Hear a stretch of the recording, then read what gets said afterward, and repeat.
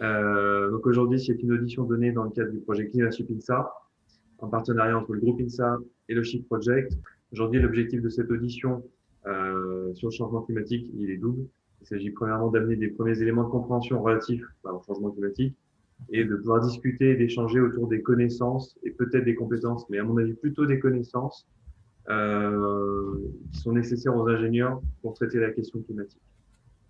Donc aujourd'hui, on a Jean-Louis Dufresne qui nous a rejoint, les directeurs de recherche au CNRS, co-auteur du cinquième et du sixième rapport du GIEC. Et voilà, il va nous faire une présentation. Et ben, Jean-Louis, je te donne la parole. Ok, bonsoir. Aujourd'hui, je vais vous présenter, faire une présentation essentiellement axée sur les bases physiques du changement climatique. Donc, moi, j'étudie le climat depuis plusieurs années. Je fais de la modélisation climatique. Donc, je contribue au développement des fameux modèles climatiques qui sont après utilisés dans les différents rapports du GIEC pour faire des projections climatiques. Et voilà, pendant plusieurs années, pendant une dizaine d'années, j'ai coordonné le développement du modèle couplé de l'IPSL, qui est un des quelques dizaines de modèles. Il y a une trentaine de modèles dans le monde qui font ça. Donc, ce que je vais faire aujourd'hui, je vais vous présenter, faire une présentation un peu générale de la physique du climat. Alors, évidemment, je ne vais pas rentrer dans les détails, hein, ce sera extrêmement général. Je vais approfondir deux points, hein, l'effet de serre, la modélisation numérique du climat.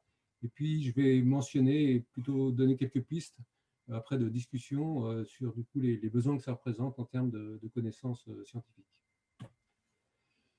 Donc, la physique du climat, c'est une science qui a quasiment 200 ans, en fait. Et elle a été vraiment mise en avant, développée par Joseph Fourier, qui est connu pour plein de choses. Hein. Tout le monde connaît les transformés de Fourier, les séries de Fourier, etc. Et en fait, sa contribution aux sciences du climat est, à ma connaissance, très peu connue. En tout cas, moi je ne la connaissais pas avant de m'intéresser à la question. Et il a fait un très bel article voilà, dont j'ai mentionné le titre ici, et, et qui se lit très bien. On a tous un peu peur des séries de Fourier, on a quelques traumatismes, hein, c'est très mathématique. Et en fait, ce mémoire-là, en fait, il est extrêmement littéraire. Pourquoi? Parce qu'à l'époque, eh ben, en fait, une des choses qu'il a mis en évidence, c'était que justement la Terre, le climat était le résultat de l'ajustement de température, du bilan d'énergie, entre d'une part l'énergie solaire reçue et d'autre part le rayonnement infrarouge émis par la Terre. Et à l'époque, le rayonnement infrarouge venait d'être découvert et il n'y avait pas d'équation derrière. Hein. Il n'y avait pas Stéphane Boltzmann, il n'y avait rien du tout. Donc en fait, il y a assez peu de calculs, un peu de conduction dans le sol. Mais donc voilà, c'est un article qui se lit très bien et vraiment, c'est lui donc qui a mis en place la façon de penser le climat et qui est toujours valable. Et de façon assez incroyable, il a, dans la mesure où il a établi que le climat, et ça je reviendrai dessus, c'est le résultat du bilan d'énergie entre d'une part l'énergie solaire absorbée et d'autre part le rayonnement infrarouge émis. Et bien, si on change une de ces deux choses-là, et ben on change le climat de la Terre. Et donc là, j'ai pris cette citation hein, en bas qui est l'établissement et le progrès des sociétés humaines, etc., pourrait changer le climat si on change fortement ce qu'ils appellent des conditions de surface. Alors, le réchauffement climatique, donc ça a commencé il y a 200 ans. Depuis, il y a eu pas mal de travaux, Arrhenius, Calendar, etc. Et ben, depuis, au cours de cette période, au fur et à mesure que la discipline se mettait en place, on a pu voir, observer, mesurer le réchauffement climatique, hein, qui est aussi représenté sur cette figure, où on a l'évolution de la moyenne des températures à la surface de la Terre en fonction du temps. Donc cette évolution est représentée en écart par rapport à une anomalie. Et donc, tout ça pour montrer que finalement, la science du climat et du changement climatique s'est développée avant finalement que le réchauffement récent important.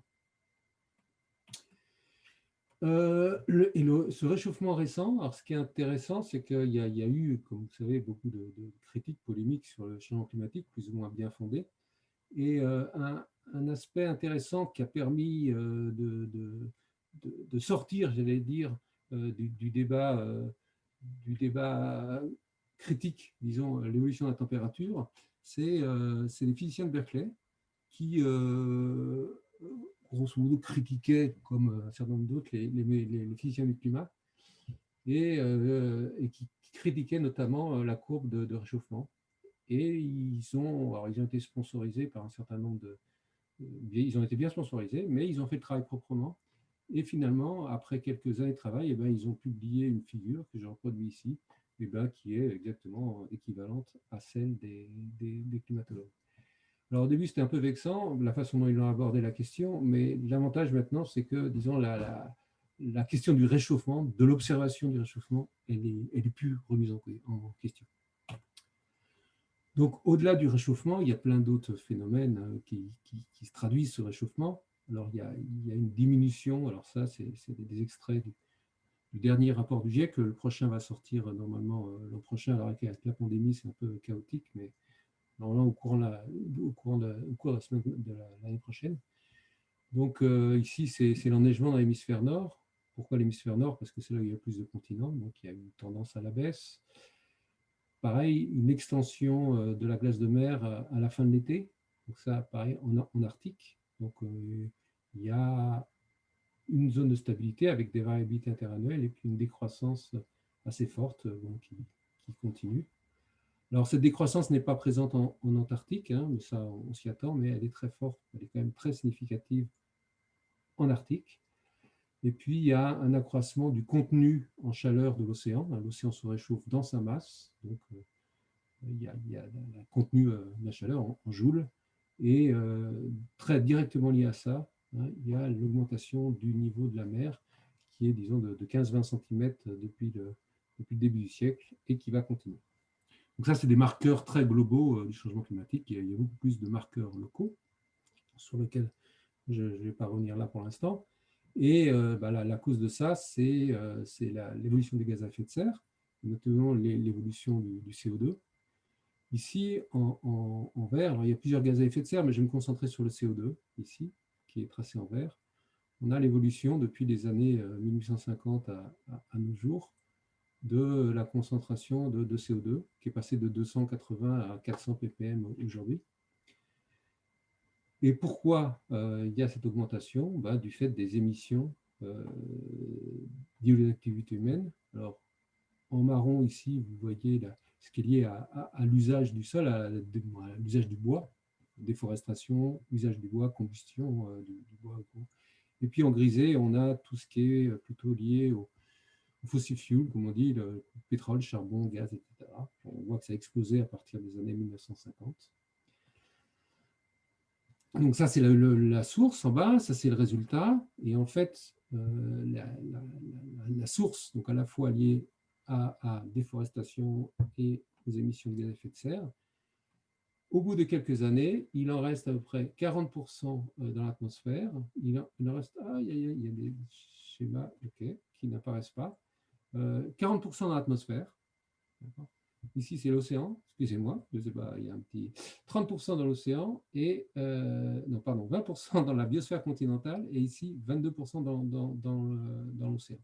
C'est-à-dire que quand on émet 1 tonne de CO2, l'ordre de grandeur, il y en a à peu près la moitié au bout de quelques années qui reste dans l'atmosphère et l'autre moitié est à peu près absorbée, moitié par l'océan et moitié par la biosphère continentale. Bon. Et le bilan est quasiment bouclé, il y a une petite incertitude, pourquoi c'est des mesures qui sont difficiles à faire, qui sont très indirectes.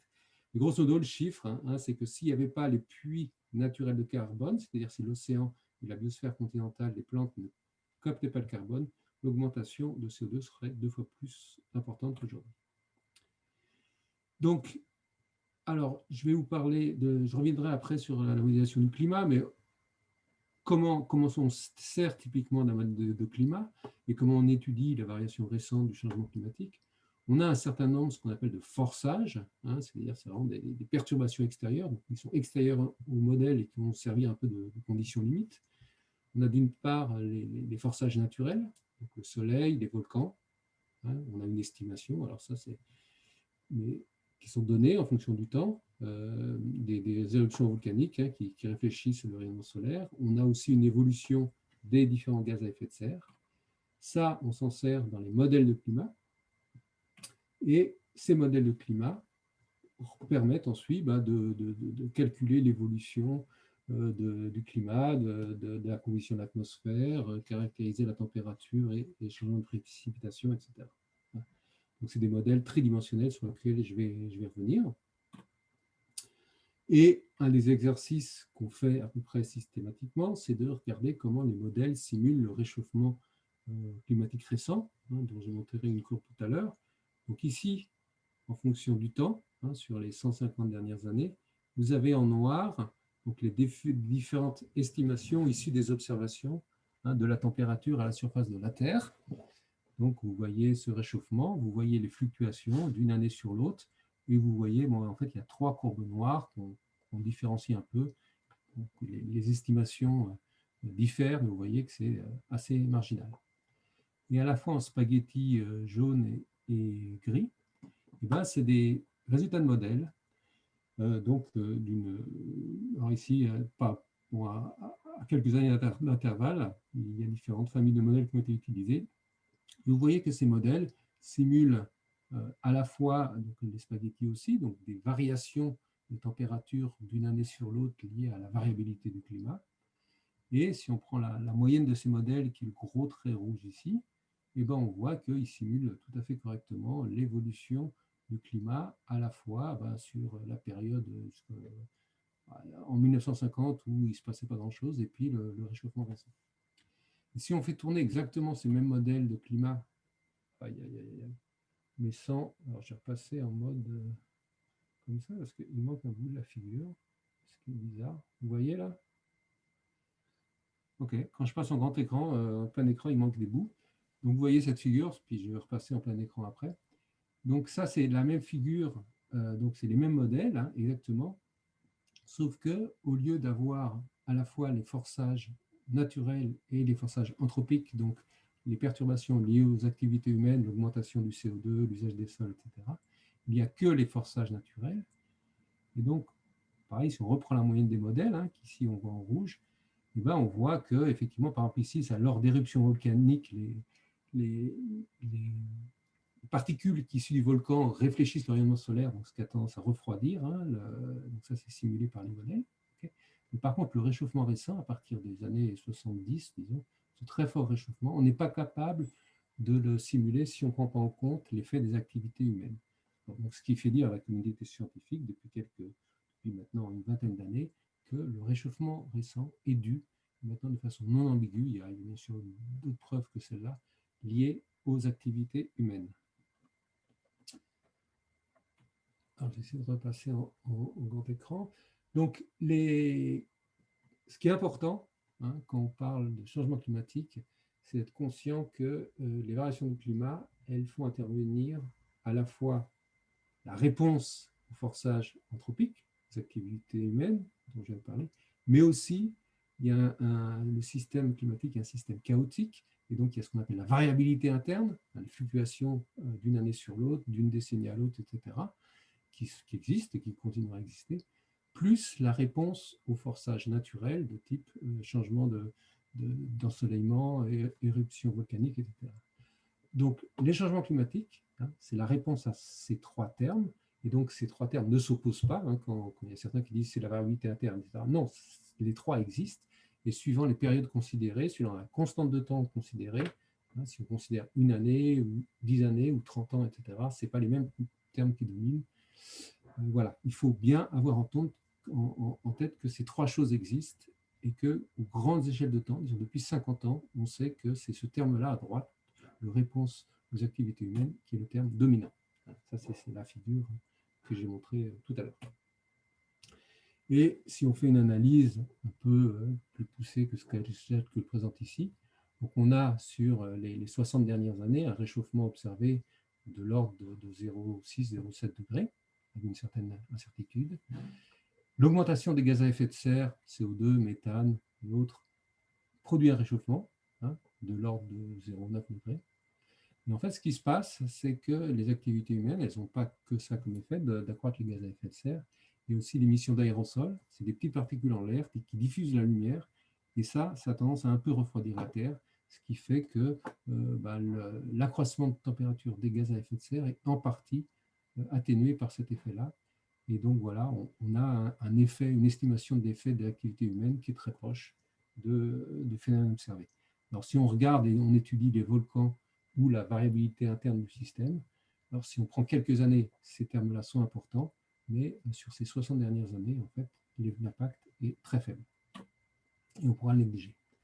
Alors là, c'était le climat récent, donc en termes de projection climatique, alors c'est quelque chose qui est fait depuis les années 80 à peu près, donc ça c'est un article de Hansen de 81, où il avait fait, c'est un des premiers articles où il y avait des projections climatiques, donc où il simulait avec différents scénarios, suivant qu'on utilisait plus ou moins de pétrole de synthèse ou pas, etc. Bref, il imaginait différentes évolutions possibles.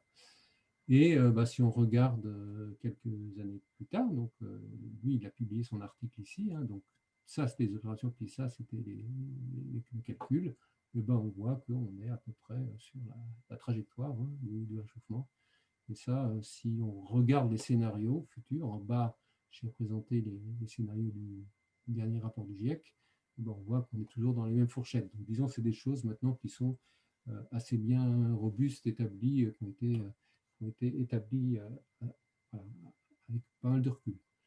Donc, quand on fait des projections futures, alors c'est un statut très spécial, les projections, on ne prétend pas que c'est la réalité, on sait que ce sera différent de tout ce qu'on prévoit, mais l'idée, c'est de plus, faut réfléchir en termes de tests d'hypothèses. Qu'est-ce qui se passerait si on continue à accroître les émissions de gaz à effet de serre, hein, c'est très rouge ici, donc le scénario haut, forte émission, ou au contraire, si on atténue très fortement les émissions et qu'ils deviennent nulles en fait au milieu du siècle. Donc ça, c'est ce scénario-là.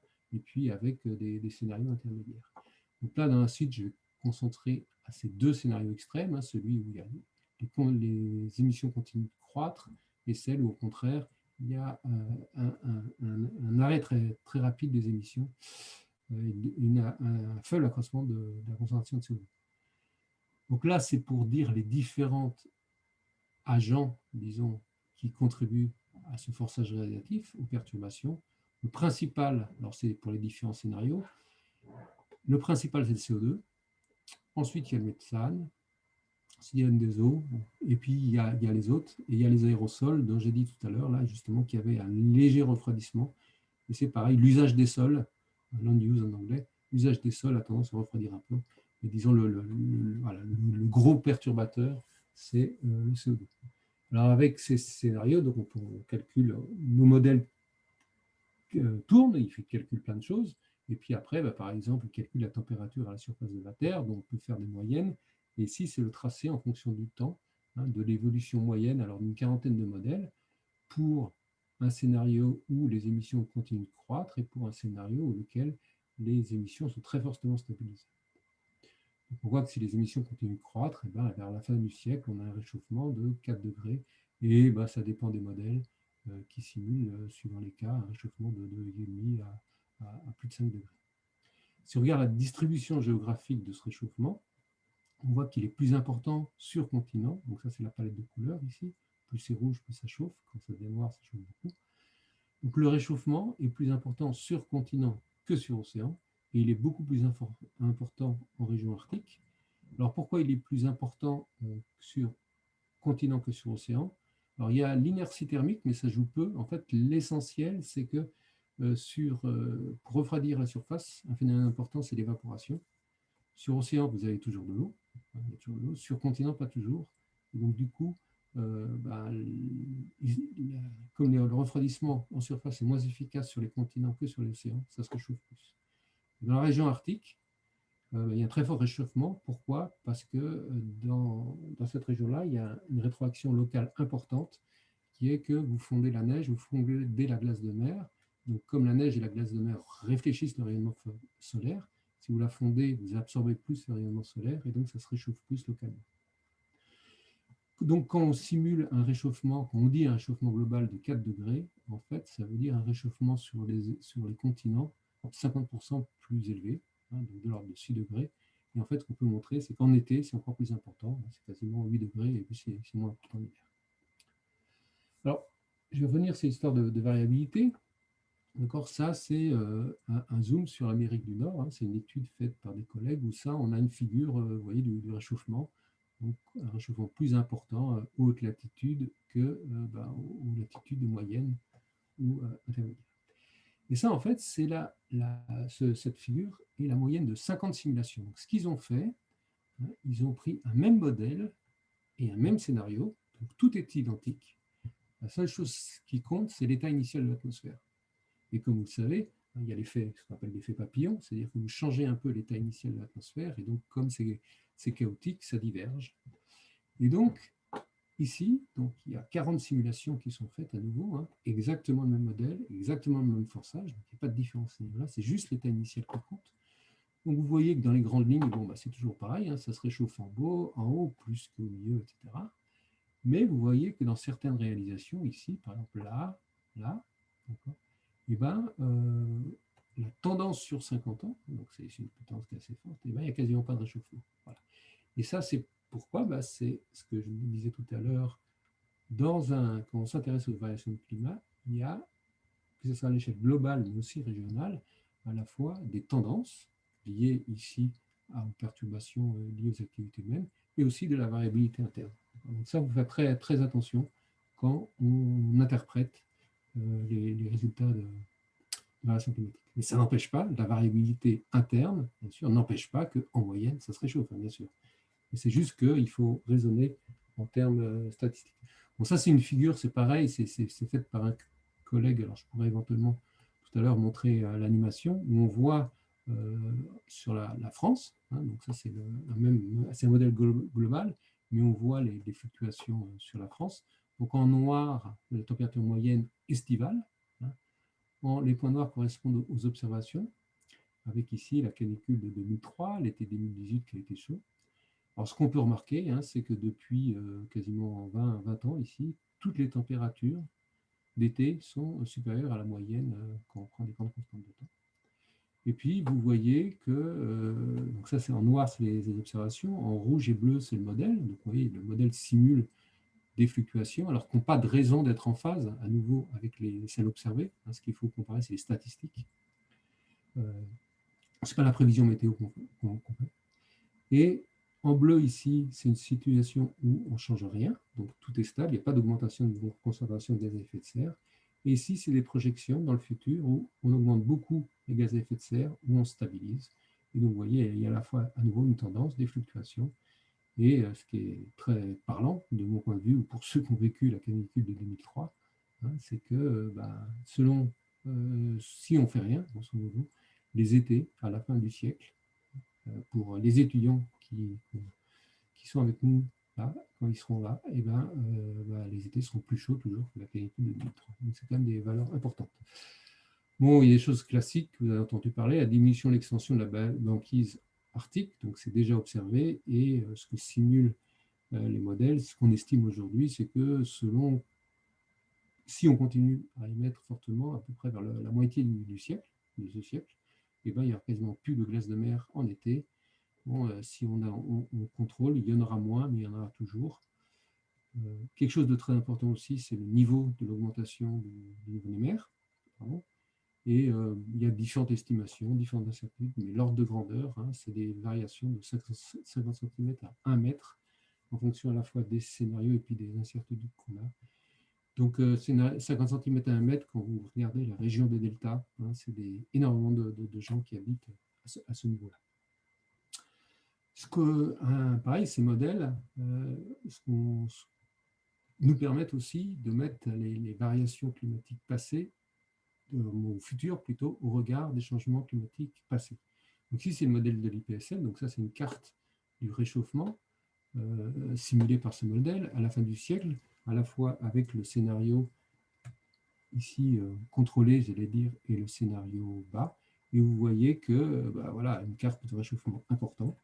Et si, avec ce même modèle, on simule le réchauffement qu'il y a eu entre la dernière période glaciaire, excusez-moi, il y a 22 000 ans, où il y avait d'énormes calottes polaires sur l'Amérique du Nord, sur la Scandinavie, etc. Et maintenant, ben, vous voyez que donc la déglaciation a eu à peu près lieu entre moins 22 000 ans et moins 15 000 ans.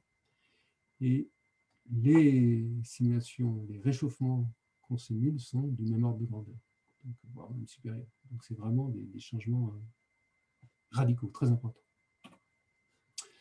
Et un dernier point sur lequel je vais insister, c'est l'histoire des constantes de temps. Hein, et c'est que quand vous émettez du CO2, en fait, une partie de CO2, ben, il reste dans l'atmosphère. Et donc, quand on émet du CO2, ben, la concentration de CO2 augmente et du fait de l'accroissement des gaz à effet de serre, de l'effet de serre, pardon, il y a donc un accroissement des températures. Maintenant, si on diminue les émissions, ici, elles diminuent, pour finalement réussir à stabiliser la concentration, ici, vous voyez que la concentration est stable à un niveau de 500 ppm, ce n'est pas parce qu'on a stabilisé la concentration qu'on a forcément stabilisé la température. Pourquoi? Parce que le système n'est pas encore à l'équilibre. Vous voyez qu'en fait, au premier rang, la concentration, c'est quasiment l'intégrale de ça. Donc il faut, même si on baisse beaucoup ici, ça permet juste, comme on a toujours des émissions, de stabiliser. Et du fait de l'inertie thermique du système, ça continue à accroître. Et donc, si on veut stabiliser la température, en fait, il faut stabiliser et même réduire légèrement la concentration de CO2, et ça veut dire qu'il faut réduire drastiquement et rapidement les émissions de CO2. Donc, entre émissions de CO2, concentration de CO2 et effet sur la température, en fait, il y a un décalage à chaque fois de quelques décennies, ce qui fait que la question de l'anticipation est essentielle. Et il faut vraiment avoir, et il y a la constante de temps du système, et le fait que la concentration, c'est quasiment l'intégrale de l'émission. Et donc voilà, il y a vraiment un problème de constante de temps. Alors maintenant, je vais approfondir deux questions plus particulières, qui sont un peu différentes d'ailleurs de celles que j'avais dit initialement. Une sur l'effet de serre, et puis après sur la modélisation numérique du climat. Donc, je crois que je suis à peu près dans les temps.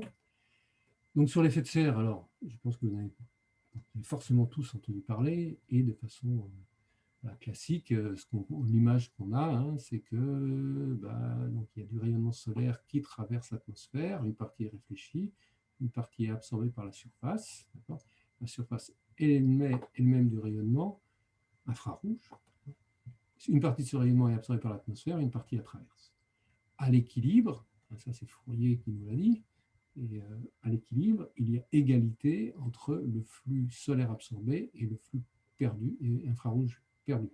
La Terre, elle est en équilibre entre l'énergie solaire absorbée et ce qu'elle perd. Et la seule façon qu'elle a de perdre cette énergie, c'est d'émettre du rayonnement infrarouge.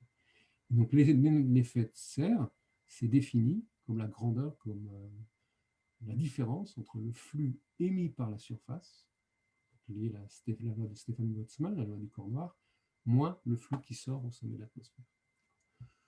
Les mesures par satellite nous permettent de mesurer très bien ces grandeurs-là, à la fois le flux solaire reçu et le flux infrarouge émis. Donc la température de surface ou même les mesures nous permettent d'estimer ce flux-là. Et donc on est capable de faire la différence entre ce flux émis par la surface et le flux qui sort.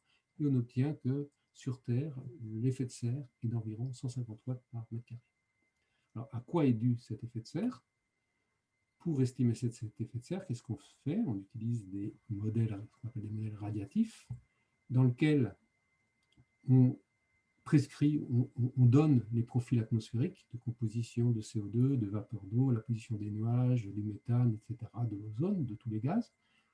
On connaît les propriétés radiatives, les propriétés d'absorption des différents gaz, qui sont mesurées sur la spectrométrie, etc.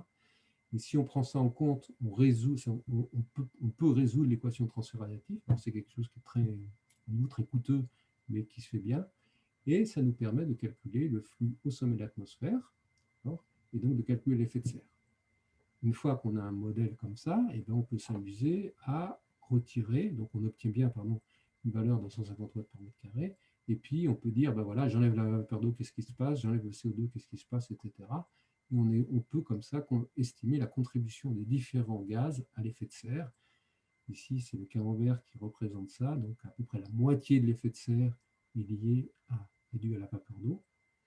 Il y a à peu près un cinquième qui est dû au CO2 et au nuage, et puis après il y a l'ozone, le méthane, N2O, etc. qui interviennent. S'il faut retenir, disons, une image essentielle, c'est la vapeur d'eau, c'est la moitié, et le CO2, c'est un cinquième. Après, je focaliserai plutôt sur ces deux-là. Donc, de même qu'on peut utiliser ces modèles pour estimer la contribution des différents gaz à l'effet de serre actuel, on peut aussi estimer ces modèles pour estimer comment l'effet de serre change. Par exemple, si on augmente la vapeur d'eau de 1% ou si on augmente la CO2, on double la concentration de CO2. Et donc, on a des estimations ici. Je ne vais pas rentrer dans les détails. Typiquement, un doublement de la concentration de CO2, hein, et ben, ça a introduit un ordre de grandeur, hein, une augmentation de l'effet de serre de 3,7, disons 4 watts par mètre carré pour avoir un nombre arrondi. C'est typiquement une perturbation qui arrivera d'ici quelques dizaines d'années. Alors là, j'ai parlé de choses de flux de façon intégrée, mais les satellites récents permettent d'aller bien au-delà et de mesurer le détail du spectre du rayonnement émis par la Terre. Donc ici, vous avez, alors c'est en fonction du nombre, en haut c'est le nombre d'ondes, en bas c'est la longueur d'onde. Alors l'échelle n'est pas régulière en longueur d'onde, elle est régulière en nombre d'ondes. Donc ici, vous avez le rayonnement la partie infrarouge. Ici, vous avez le proche infrarouge, pardon, l'infrarouge lointain.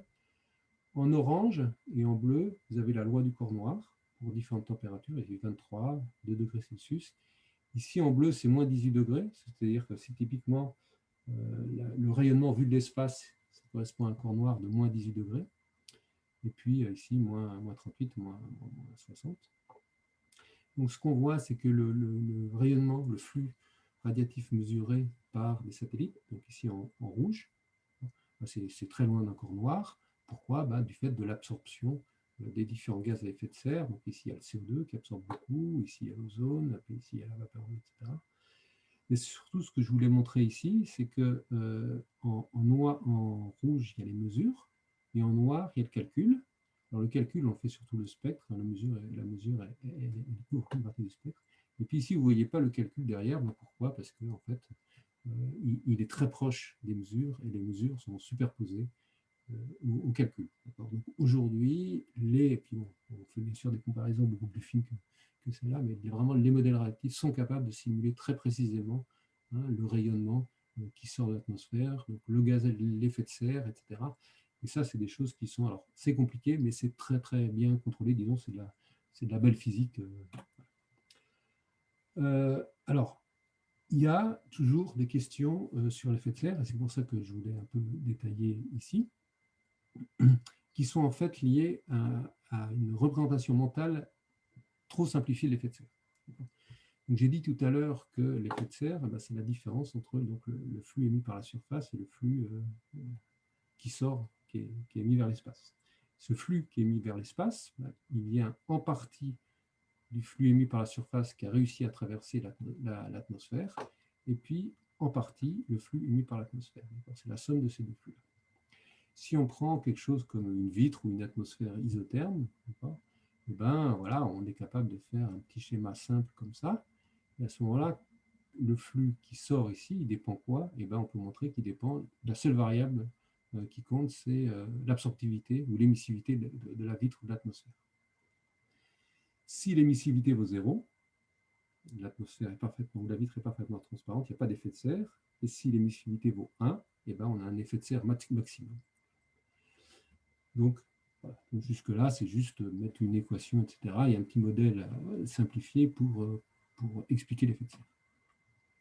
Et ce modèle permet d'expliquer des choses assez qualitativement simples. Alors ici, c'est l'effet de serre, calculé avec un vrai modèle de transfert radiatif qui prend vraiment en compte toute la complexité du spectre, en fonction de la concentration de CO2. Donc ça, c'est l'effet de serre, en ordonnée, en fonction de la concentration de CO2, et pour différentes concentrations de vapeur d'eau. Alors, quand il n'y a pas de vapeur d'eau, l'effet de serre augmente avec le CO2. Alors, vous voyez que c'est une augmentation qui n'est pas du tout régulière. Elle est très forte quand il y a très peu de CO2, et puis après, cet accroissement est plus faible, mais il existe toujours. Et puis, quand on augmente la concentration de vapeur d'eau, excusez-moi, vous voyez que c'est un effet très important sur l'effet de serre, mais il y a toujours cet accroissement de l'effet de serre lié à l'augmentation du CO2. Par contre, si je... il y a toujours ce problème-là. Okay. En bas, c'est la même chose qu'ici. Donc ça, c'est la transmittivité, pardon, l'absorptivité totale de l'atmosphère. Quand il n'y a pas de vapeur d'eau, eh ben, l'absorptivité augmente avec la concentration de CO2. Ici, l'effet de serre augmente et l'absorptivité augmente. Voilà. Ça, c'est cohérent. Okay. Par contre, quand il y a de la vapeur d'eau, même sans que ce soit extrême, comme dans les tropiques, eh bien, vous voyez que l'absorptivité ne change quasiment plus en fonction du CO2. Ben, grosso modo, l'atmosphère, elle absorbe toujours du rayonnement et la quantité, la fraction plutôt, de rayonnement absorbé par l'atmosphère est quasiment indépendant du CO2. Alors, du coup, on a une espèce de paradoxe. Pourquoi l'effet de serre augmente alors que l'absorptivité n'augmente plus? Je vais là parce qu'effectivement, c'est des choses voilà, qui, quand elles sont mal comprises, voilà, faut poser des questions. Alors, en fait, pour expliquer ça, il faut aller au-delà de notre modèle simplifié et prendre en compte le fait que la température dans la troposphère, disons dans les 15 premiers kilomètres de l'atmosphère, diminue avec l'altitude. Quand, donc, alors là, je vais faire un raisonnement simplifié. Je suppose que mon atmosphère, elle est assez fortement absorbante. Donc, tout le rayonnement qui est émis par la surface, il est absorbé par l'atmosphère avant d'atteindre l'espace. Et que c'est seulement le rayonnement émis à peu près au milieu de l'atmosphère qui arrive à s'échapper vers l'espace, et donc à refroidir la Terre. Donc on appelle ça l'altitude d'émission ici, donc le rayonnement qui sort, qui arrive à s'échapper vers l'espace et émis à peu près à une certaine altitude de l'atmosphère. Maintenant, si j'augmente la concentration des gaz absorbants, qu'est-ce qui va se passer? Ici, dans cette région-là, avant, le rayonnement qui était émis ici arrivait à s'échapper vers l'espace. Maintenant, comme on a augmenté l'absorption au-dessus, le rayonnement émis par cette partie de l'atmosphère n'arrive plus à s'échapper vers l'espace. Il n'y a plus que le rayonnement qui est émis en haut de l'atmosphère, ici, qui arrive à s'échapper. Dit autrement, ça veut dire que l'altitude moyenne où le rayonnement qui atteint l'espace a été émis est plus élevée. Okay. Comme la température diminue avec l'altitude, ça veut dire que la température du gaz qui émet ce rayonnement est plus faible, et du fait de la loi de Planck, où la quantité de rayonnement émis diminue avec la température, si vous diminuez la température, vous diminuez la quantité de rayonnement émis. Et donc, si on augmente l'altitude d'émission, le rayonnement émis par un gaz à une température plus faible, et donc on a moins de rayonnement émis, et donc l'atmosphère perd moins d'énergie. Du coup, on est en déséquilibre, puisque le rayonnement solaire absorbé, lui, est toujours le même. On perd moins de rayonnement infrarouge. Et pour atteindre l'équilibre, il faut que l'ensemble de l'atmosphère se réchauffe. Donc ici, vous êtes d'accord que l'atmosphère est totalement opaque. On est dans un schéma où l'atmosphère est totalement opaque, puisque aucun rayonnement émis par la surface n'atteignait l'espace. C'était que le rayonnement émis par l'atmosphère qui atteignait l'espace. Et dans ce cas-là, il faut prendre en compte le fait qu'il y a un changement d'altitude d'émission quand on augmente la concentration des gaz à effet de serre et que la température décroît avec l'altitude pour bien comprendre du coup l'effet de serre. Donc le paradoxe dont je parlais tout à l'heure, il est lié au fait que finalement le modèle qu'on utilisait, le modèle d'interprétation qu'on utilisait était trop simple. Dans ce modèle d'interprétation, le modèle à une vitre, en fait, on suppose que la température est constante et uniforme sur la verticale. Et en fait, ça ne permet pas d'expliquer des choses plus compliquées. En fait, c'est important de prendre en compte le fait que la température diminue avec l'altitude. Auquel il y a un petit film fait par des collègues de l'IPSL, du CEA, et qui permettent sur la modélisation du climat et que je trouve très bien fait.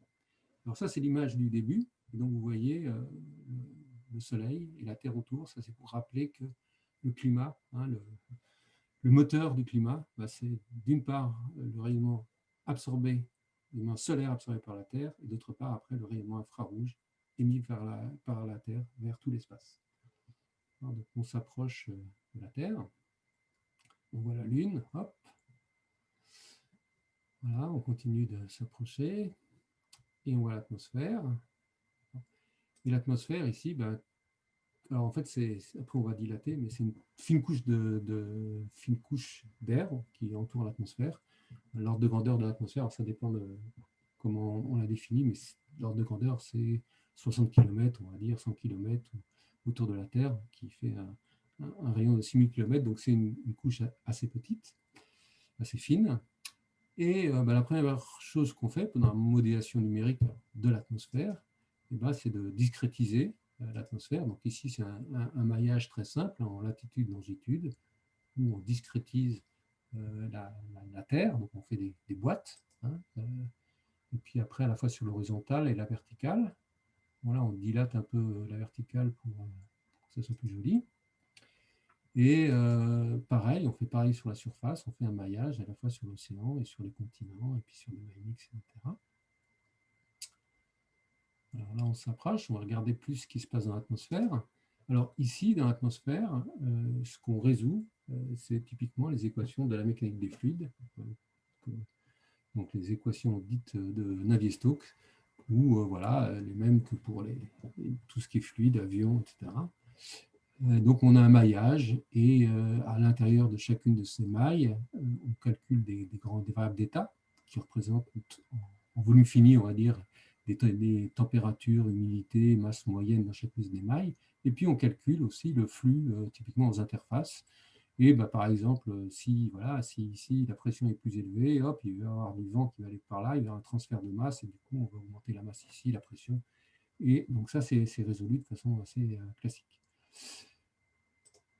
Mais ce qui est moins classique dans plein de domaines, une des difficultés très importantes de la modélisation du climat, hein, c'est que ces mailles elles ont une certaine taille et que des phénomènes très importants comme notamment les phénomènes nuageux, les phénomènes de turbulence petite échelle, etc., les processus qui régissent ces phénomènes-là sont de beaucoup plus petite échelle que celles résolues par ce qu'on appelle la circulation générale, disons la dynamique de l'atmosphère. Donc ça, c'est des processus qu'on appelle sous-mailles et qu'il faut prendre en compte.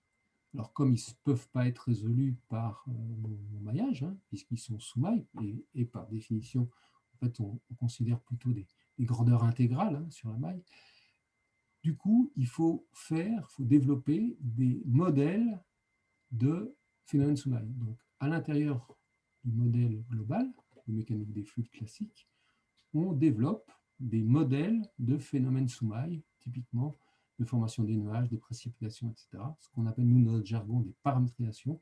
Mais c'est vraiment des modèles de ce qui se passe à l'intérieur de la maille. Il y a bien sûr des modèles de fermeture de turbulence, comme on fait dans d'autres. Voilà. Et c'est là-dessus, en fait, où on travaille beaucoup, et c'est là-dessus où il y a plus d'incertitudes dans les résultats de modèles.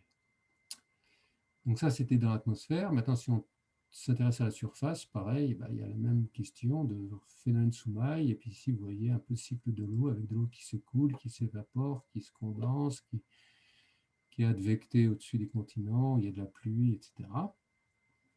Ça, c'est des phénomènes qu'on prend en compte.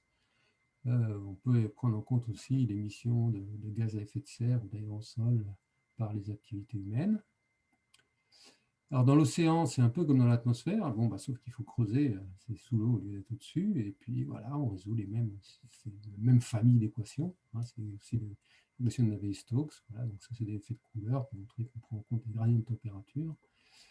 On calcule les gradients de température, et ça c'est alors quelque chose, c'est censé, ces petites billes là, représenter le plancton, pour dire que maintenant dans les modèles de climat, on a aussi des modèles du cycle du carbone, avec le carbone qui est dissous dans l'eau et qui est absorbé par le plancton. Donc, tout ça, on met ça sous forme d'équations d'abord physiques, après mathématiques, qu'on intègre dans des programmes sous forme numérique, on écrit des programmes informatiques, qui est toute une série d'étapes, et finalement, tout ça, ça rentre dans des supercalculateurs, donc, sur lesquels, qui nous permettent de faire des simulations. Alors des ordres de grandeur, hein, on travaille sur, nous, des gros supercalculateurs du CNRS et du CEA. On fait tourner nos programmes, typiquement, c'est quelques milliers de processeurs pendant plusieurs mois, des choses comme ça. C'est des ordres de grandeur. Ok. Alors ça, c'est quelques exemples de résultats de simulation, juste pour montrer.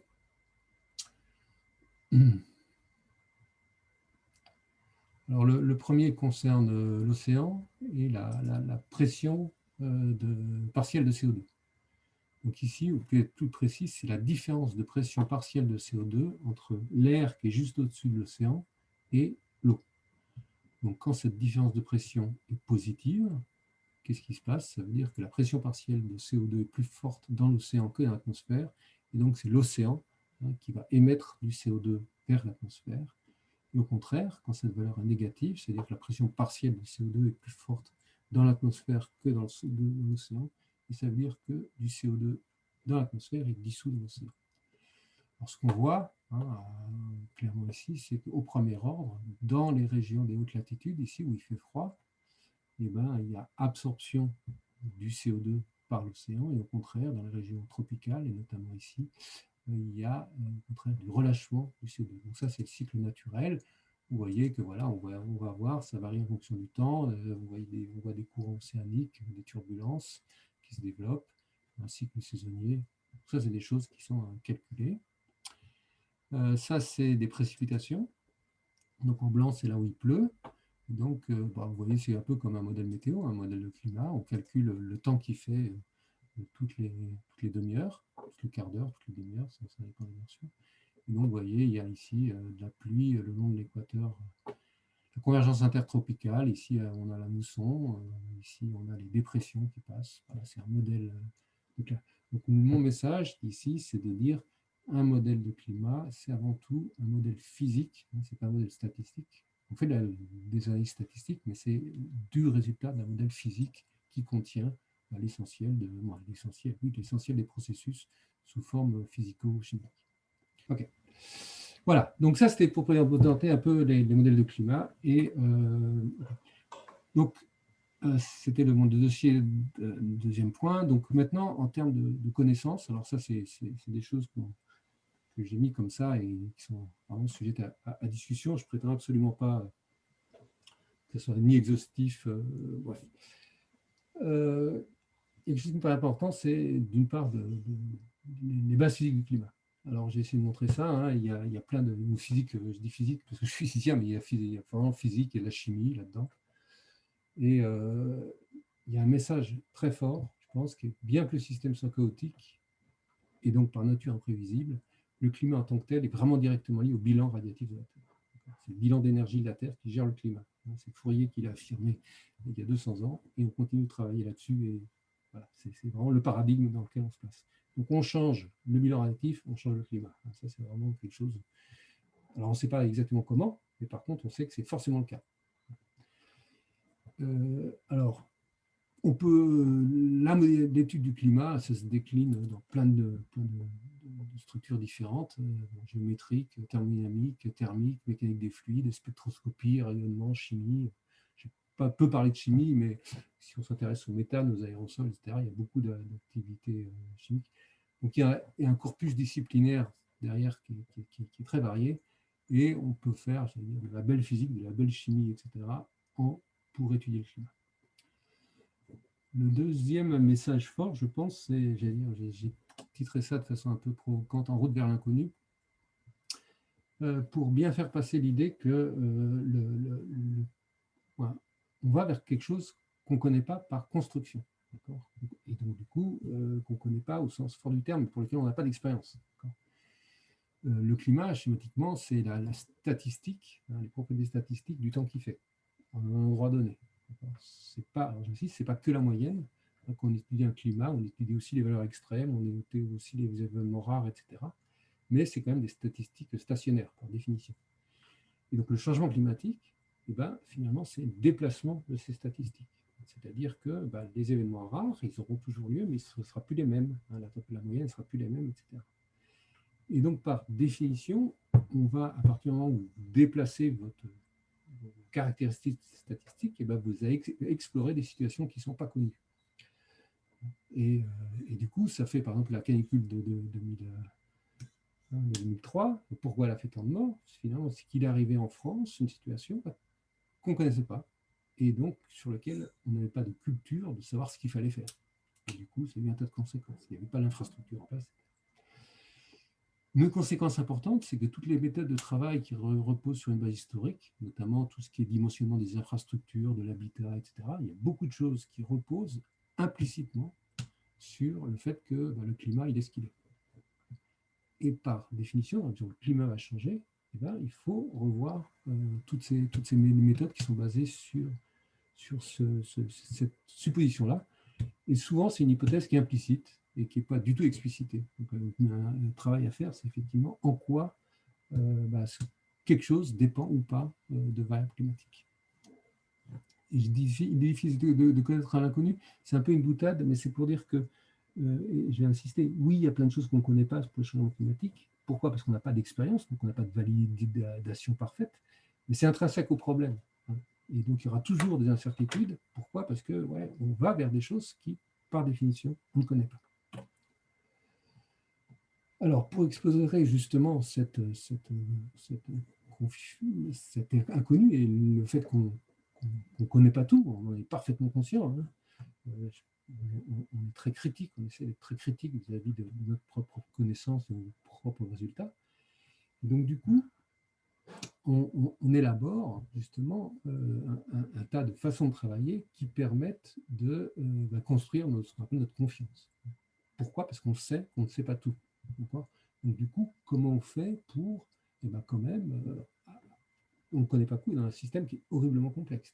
Donc comment on sait quand même, comment on fait pour construire cette confiance. Donc pourquoi? C'est pour ça qu'on fait des simulations avec différents modèles, différentes catégories de modèles, différentes hiérarchies de modèles. On critique par rapport aux observations, on fait des études de processus, etc. Donc, il y a un énorme travail qui est fait ici, et voilà, on n'est pas dans quelque chose, on n'est pas dans un domaine où on dit, voilà, on a des modèles qui sont validés et on peut les appliquer.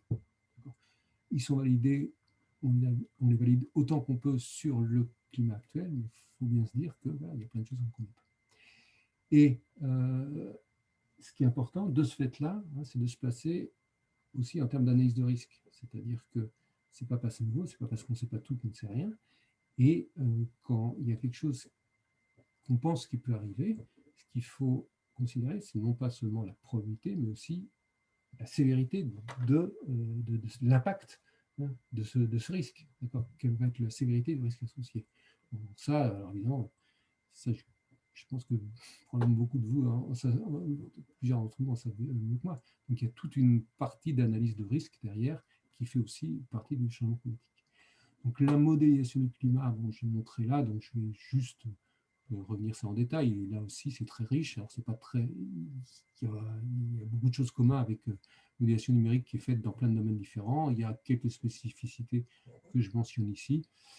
Ce qui est aussi important, c'est que, disons, on fait appel à tout un ensemble de modèles, un éventail de modèles, on a une hiérarchie de modèles, en termes à la fois de complexité, on fait de l'emboîtement de modèles, etc. Bref, il y a toute une richesse ici qui pourra être mentionnée. Et finalement, les deux derniers points sur lesquels je vais terminer, ça j'en ai déjà parlé, c'est que quand on réfléchit au climat, au changement climatique, il ne faut pas se dire, voilà, la température, elle va augmenter de 2 dixièmes, de 3 centièmes de degré tous les ans. Non, ça fluctue. D'accord. Donc, il y a des tendances, et puis c'est un système chaotique, non prévisible, par construction. Et donc, il faut l'aborder en tant que tel. Ça ne veut pas dire, à nouveau, que le climat varie pas. On sait qu'il varie, on sait qu'il va y avoir une tendance, mais il y a quand même de la variabilité. Donc ça, c'est important à la fois pour bien interpréter les simulations et pour bien interpréter l'approche. La question qu'on appelle de résilience, typiquement, est très importante dans ce cadre-là.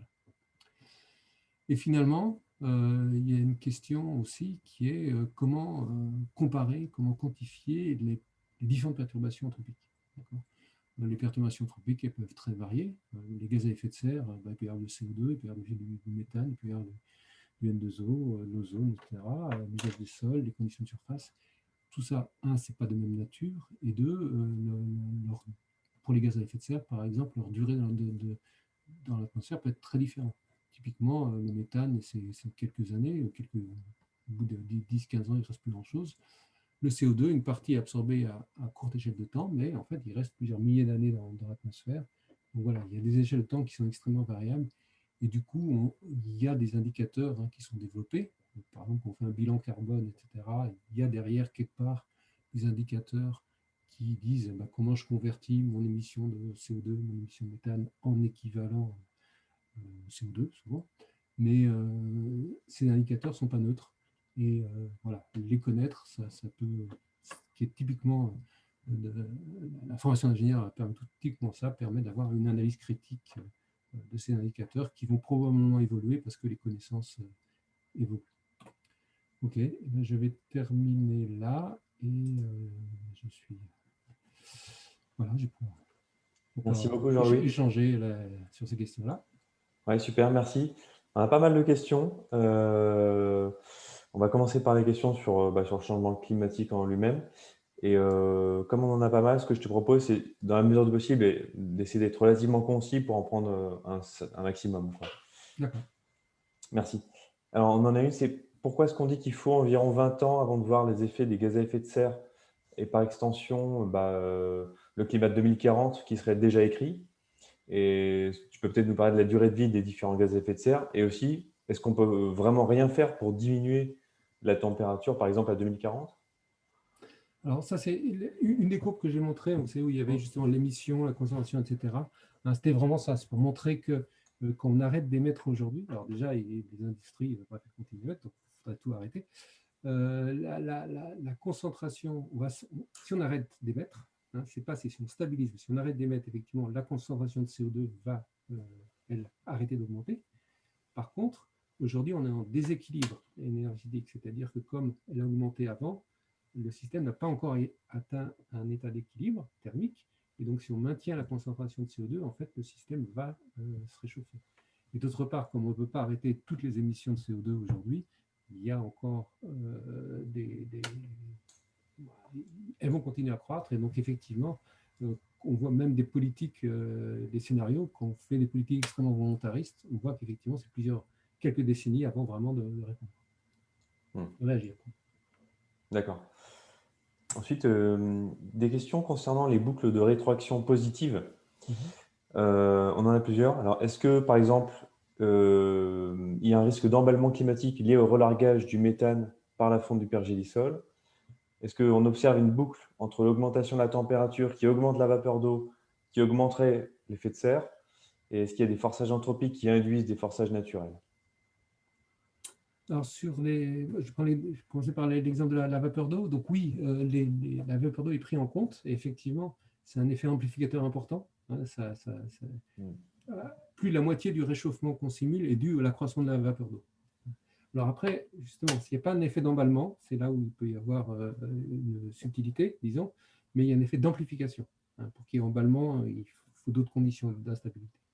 Donc oui, les perturbations, l'augmentation de température qu'on simule prend en compte, bien sûr, l'effet de l'augmentation du CO2, mais surtout, justement, toutes ces rétroactions et qui, en fait, par rapport à la perturbation que du CO2, multiplient à peu près par 3. Si on prend en compte la vapeur d'eau, la fonte des nuages, la fonte de la neige et les nuages, la perturbation initiale. Excuse-moi, du coup, j'ai oublié. Après, non, il y avait sur le relargage du méthane.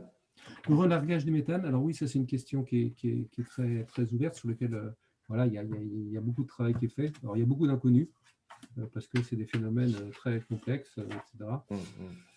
On commence à mieux le contrôler. Disons, schématiquement, dans nos simulations de base, ce n'est pas inclus dedans, et donc ça rajoute un effet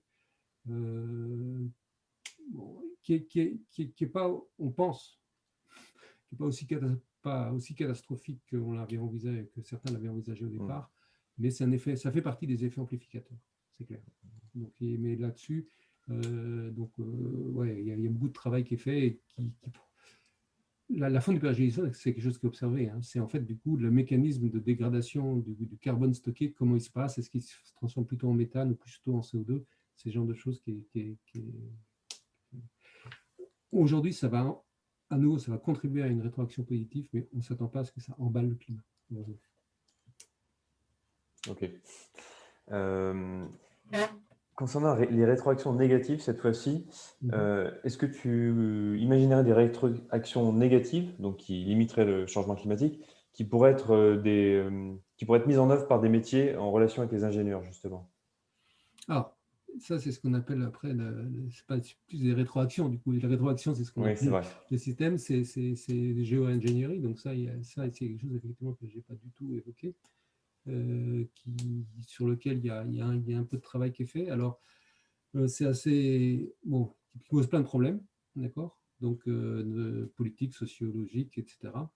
D'un point de vue purement, j'allais dire, ingénieur ou sciences du climat, donc plus physique, euh, un des problèmes importants, c'est que si on commence, il ne faut plus s'arrêter, parce que ce que des études ont montré, alors avec des modèles en idéalisant les choses, mais c'est que si vous par exemple, une façon de faire, c'est de mettre des particules en suspension dans l'air qui réfléchissent le rayonnement solaire, donc effectivement, on refroidissait la Terre, mais dès que vous arrêtez, eh ben, ça réchauffe. Donc disons, c'est des choses qui sont, ça se met à se réchauffer, quoi.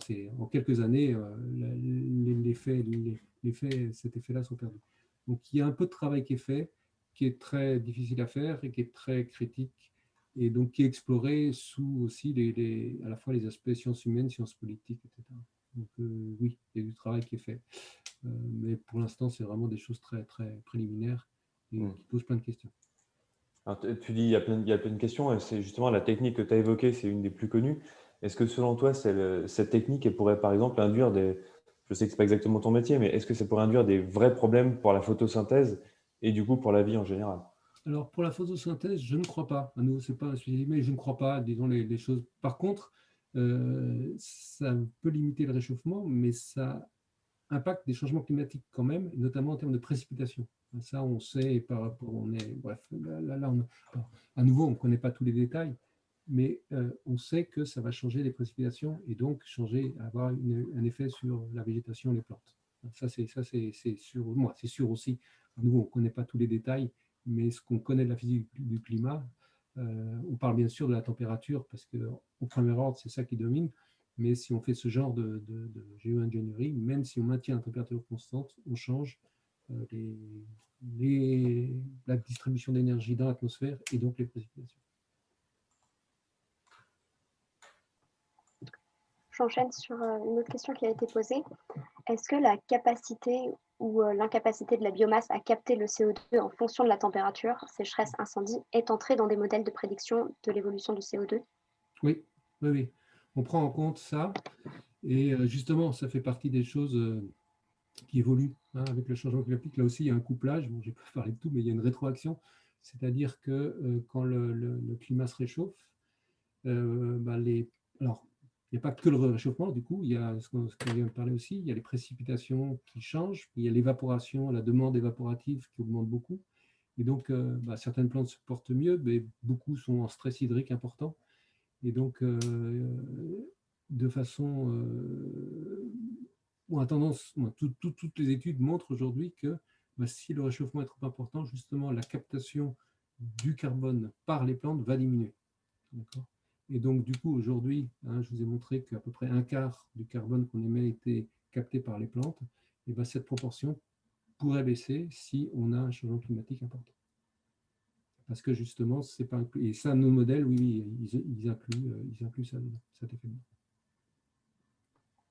Une autre question un peu plus générale sur le rapport du GIEC, le prochain.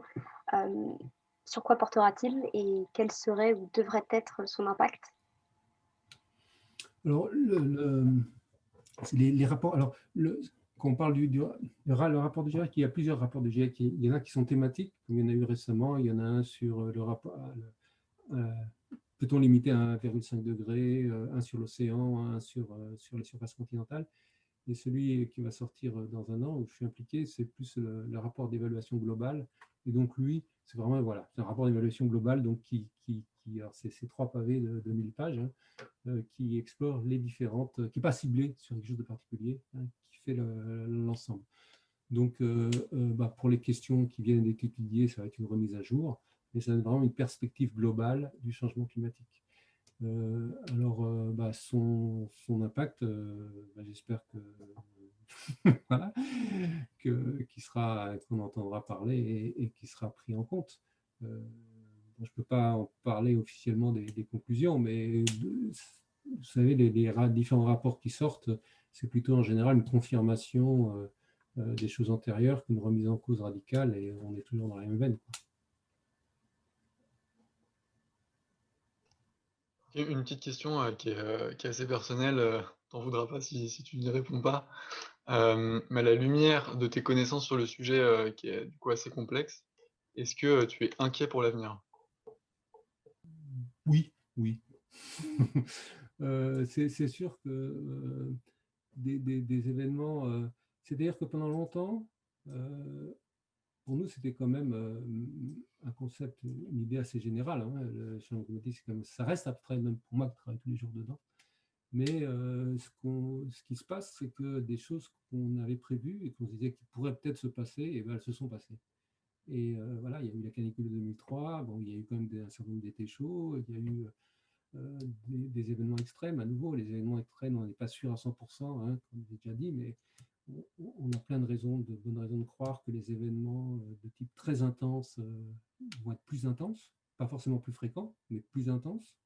Bah, c'est ce qu'on a tendance à observer. Il y a des phénomènes qu'on n'avait pas pris en compte, qu'on avait négligés dans un premier temps, comme par exemple la fonte du Groenland, qu'on pensait qu'il serait plus sur le long terme. Et ben, en fait, on s'est trompé, elle est plus rapide que prévu. Donc, oui, disons, en termes purement scientifiques, disons, voilà, après, je suis optimiste au sens où j'espère qu'on fera quelque chose, mais en termes de science, disons, ce qu'on a fait et ce qu'on a vu depuis, moi je suis depuis les années 90, ça fait un certain temps, donc maintenant dans le métier, on est parti vraiment dans les années 90 où c'était probable, mais j'allais dire, voilà, c'était quand même, c'était encore une vraie question ouverte. Ah, c'est certain, et puis après, maintenant, on voit les choses qui arrivent et qui correspondent à ce qu'on avait anticipé, donc, ouais, c'est inquiétant. Ok. Des questions sur plus le bilan radiatif pour revenir à des choses un peu plus techniques. Dans le bilan radiatif dont tu nous as parlé, est-ce que la contribution de la chaleur propre du cœur de la Terre, alors je lis une question, hein, Mm. et de la radioactivité est négligeable devant le flux solaire? Mm. Première partie de la question. Et deuxième partie, est-ce que le bilan radiatif, est-ce qu'on peut dire qu'il est équilibré dans la mesure où tu as à la fois un forçage radiatif et du coup des puits de carbone, ou des puits, pas des puits de carbone du coup, pardon, mais des choses qui viennent capter cette chaleur, cette énergie? Alors, pour répondre à la première question, alors j'aime bien l'histoire, donc je vais faire un petit retour sur Fourier. Vous connaissez tous donc, la loi de Fourier, la série de Fourier. Et en fait, lui, à l'époque où il a écrit cet article, l'idée, en fait, hein, dans lequel des tas de réflexions, c'était que la Terre, ça avait été un bout de feu, un bout de soleil qui avait été arraché du soleil, qui se refroidissait, et que justement, c'était la chaleur qui venait de l'intérieur de la Terre qui gérait la température de surface. Et donc lui, il a fait plein de calculs, il a fait des mesures dans des mines, du gradient de température, etc. Il a fait des calculs avec ces séries de Fourier pour regarder comment ça se fait, et pour trouver que finalement, la quantité de chaleur qui venait du cœur de la Terre était négligeable. Alors aujourd'hui, on fait ça de façon plus précise. Et effectivement, alors je ne sais plus combien c'est, mais c'est de l'ordre de milliwatts, quoi. Il y a un facteur 100 ou 1000 d'écart. Donc disons, effectivement, c'est complètement négligeable. On prend le compte dans les modèles d'océan, notamment parce que c'est dans certaines régions qui sont plus actives. Donc, dans les modèles d'océan, il y a des sources d'énergie qui viennent des failles, voilà, donc qui viennent du cœur de la Terre. Mais c'est du deuxième ordre, disons. Troisième ordre. Et sinon, pour le déséquilibre, alors oui, aujourd'hui, on n'est pas en équilibre radiatif complet. Alors, on est un léger déséquilibre, alors je n'ai pas une figure ici, mais l'ordre de grandeur, hein, c'est qu'on est déséquilibre de l'ordre de 0, entre 0,8 et 0,9 watts par mètre carré. Pourquoi? Parce que les gaz à effet de serre ont augmenté, d'accord? On a augmenté la Terre perd plus difficilement d'énergie, d'accord? Et donc, comme du fait de l'inertie thermique de l'océan, on n'est pas encore à l'équilibre, donc il faut typiquement plusieurs centaines d'années même pour arriver à un équilibre. Et donc là, aujourd'hui, on a un déséquilibre de l'ordre de entre 0,7 et 0,9 watts par mètre carré. Bon, il y a une incertitude sur son estimation. Donc oui, alors, il est bouclé si on prend en compte ça, mais effectivement, voilà, on est en déséquilibre énergétique du fait de l'absorption de chaleur par l'océan. Mais en fait, pour peut-être une précision, si le forçage radiatif en fait n'est pas nul, c'est qu'il y a un déséquilibre. C'est bien ça. En fait, c'est un calcul de différence de flux. Oui, moi, si le bilan radiatif, Bilan radiatif. si le bilan radiatif est pas nul, voilà, le bilan radiatif, il y a un déséquilibre aujourd'hui qui est de l'ordre de 0,7, 0,9 watts par mètre carré. Et c'est la chaleur qui est stockée dans l'océan, qui fait que l'océan, il va se réchauffer pendant plusieurs centaines, pendant milliers d'années, et ce qui va faire que quelque chose comme le niveau des mers, on sait aujourd'hui que le niveau des mers, quoi qu'on fasse, il va continuer à se réchauffer pendant des centaines d'années. Et pardon, l'océan va se réchauffer, et donc le niveau des mers va continuer à augmenter pendant des centaines d'années. Est-ce que tu penses qu'une introduction aux travaux du GIEC serait pertinente en début du parcours d'une école d'un jeune ingénieur? Est-ce que c'est trop technique? Est-ce que c'est trop restreint? Est-ce que c'est adéquat? Et qu'est-ce que tu penses de l'importance de comprendre le rôle politique du GIEC et de ses travaux pour des formations d'ingénieurs? Alors, les travaux du GIEC, je pense qu'il y a quelque chose qui est intéressant et je pense qui est assez unique, et alors qui relève d'ailleurs pas tellement de nous, mais plutôt d'ailleurs on travaille avec des gens qui font de la sociologie plutôt, ou des sciences humaines. C'est vraiment le rôle du GIEC et son fonctionnement entre l'articulation entre le politique et le scientifique. Et de ce point de vue-là, le GIEC est assez unique. Alors bon, maintenant, il y a pour la biodiversité, il y a quelque chose d'un peu équivalent qui est monté, qui n'est pas tout à fait pareil. Pourquoi? Parce que ce n'est pas tout à fait la même chose, mais voilà. Ce genre de lien entre l'expertise et le politique et la démocratie, d'ailleurs, c'est très important. Et effectivement, peut-être que en tous les cas, je pense qu'un sujet d'intérêt, et on voit même avec le Covid ou autre, c'est vraiment le rôle de l'expertise scientifique dans la société. Et comment se fait l'articulation entre la science, le politique et la société en tant que telle. Sachant que sur ces questions-là, c'est des questions en général compliquées, où il n'y a pas forcément, en tous les cas, s'il y a du consensus qui se fait, ça prend longtemps. Il y a plein de choses qu'on ne connaît pas. Comment on articule ce qu'on ne connaît pas avec ce qu'on pense savoir. Tout le monde n'a pas le même avis. Et donc, comment tout ça se gère? Oui, ça fait partie des choses, je pense, qui peuvent être vraiment intéressantes. Et même pour le GIEC, par exemple, que je connais bien, quand on parle du consensus du GIEC, etc., c'est déjà un abus de langage. En fait, le consensus, il n'est pas sur le résultat, il est sur ce qu'on dit des résultats. C'est-à-dire que il peut y avoir un désaccord. En fait, le consensus, c'est de dire oui, il y a un désaccord. Voilà. Ça, c'est le consensus. C'est-à-dire que le consensus, il n'est pas sur la réponse, c'est pas oui, non. C'est le consensus, il est sur qu'est-ce que la communauté scientifique pense de la question. Si elle pense qu'il y a des accords, et on dit la communauté scientifique pense qu'il y a un désaccord sur cette question-là. Donc voilà, ça, c'est des choses qui sont. Le mot consensus, souvent, c'est de dire bref, oui, la gravité ne relève pas du consensus. On n'a jamais, c'est sûr. C'est pas ça la question. C'est le consensus, c'est quelle est, parce que la communauté scientifique, c'est énorme. Et à nouveau, on voit bien. Je prends l'exemple du Covid parce que moi, ça me parle beaucoup. Parce qu'en fait, je fais vraiment un lien très fort avec nous. Voilà, est-ce qu'on entend une personne? C'est une personne, c'est 10 personnes, c'est une communauté, etc. Qu'est-ce que ça représente, ça? Pour le climat, on a cet éternel problème. En fait, on s'aperçoit que les gens qui parlent, les climato-sceptiques ou autres, qui se prétendent comme tels, je me prétends comme un scientifique qui se pose des questions, donc qui est très sceptique vis-à-vis de ce que je fais. Ça ne veut pas dire que je suis un climato-sceptique. Les climato-sceptiques, c'est une poignée de personnes, plus ou moins compétents. Et voilà. Et donc, comment on se positionne par rapport à ça?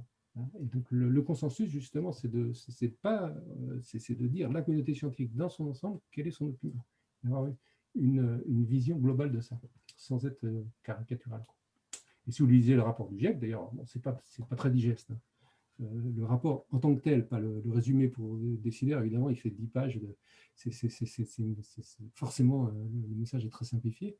Et si vous relisez le contenu, vous voyez qu'en permanence, il y a, on pense ça, mais il y a ça, etc. Et puis, on expose plein de choses et puis après on dit, et ben, du bout du compte, on pense que alors soit on est capable de faire une synthèse, soit on dit ben non, on n'est pas capable parce que c'est trop différent. Voilà.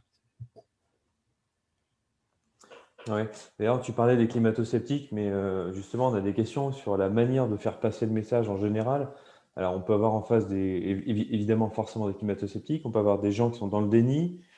Moi, je pense que depuis la crise du Covid, plus personne ne peut dire qu'il ne comprend pas le concept d'exponentiel, puisqu'on a tous vu des courbes de morts ou de cas qui faisaient ça. Donc, c'est peut-être un argument pour le climat, enfin, pour la compréhension du phénomène climatique. Et est-ce que les courbes que toi tu montres, elles sont finalement si difficiles à faire comprendre au grand public? Non, non. Alors, je ne suis pas un communicant, mais j'aime bien et je fais attention à faire des exposés, disons, grand public, donc à des gens voilà, qui n'ont pas de compétences particulières en sciences, donc à différents niveaux, hein, des élèves grand tout public, public plus spécialisé, type école d'ingénieur ou autre. Et en général, je fais toujours bien attention de mettre très en avant le fait qu'il y a des choses qu'on ne connaît pas. Alors ça, c'est un choix. Des fois, je me fais critiquer pour ça. Mais donc, je ne me mets pas dans la position de militant, ce n'est pas mon rôle. Hein. Et en fait, mon expérience, par exemple, c'est que ça ne gêne pas du tout pour faire passer les messages essentiels. Parce que quand vous dites à quelqu'un que vous ne savez pas tout, il croit. Moi. et que, et à nouveau, ce n'est pas parce qu'on ne connaît pas tout qu'on ne connaît rien. Et quand qu'on ne connaît pas quelque chose, à la fin, il y a des résultats. Il y a certains résultats qui sont robustes, donc qui ne le sont pas. Et donc, du coup, on ne connaît pas. Et donc, il y a une certaine prudence à prendre par rapport à ça. C'est quelque chose qui, de fait, passe très bien. On n'a pas besoin d'être caricatural et hyper simpliste pour faire passer le message. En tout cas, c'est mon point de vue. Et pour l'instant, voilà, moi, en général, quand je fais des interventions grand public, je fais garde cet esprit et de mon point de vue, ça passe. Alors, c'est pas, effectivement, il faut avoir le temps de parler, il faut avoir le temps de. C'est des gens en général qui viennent s'informer, donc ils sont prêts à passer 1 heure à écouter. Donc, c'est pas le journal télé de 5 minutes, hein, ça c'est très différent. Et donc, oui, de ce point de vue-là, moi je suis assez optimiste, c'est-à-dire qu'on peut faire passer des messages. Et à chaque fois, il y a des gens qui se positionnent et qui posent des questions. Alors, plus ou moins, justement, on voit qu'ils sont plus ou moins climato-sceptiques. C'est souvent d'ailleurs dans l'agressivité de la question que de la nature de la question. Mais il y a plein de questions. Ce qu'il faut bien voir, c'est quasiment toutes les questions que les gens se posent, les scientifiques se la sont posées. D'accord ? Donc, elles sont légitimes, fondamentalement.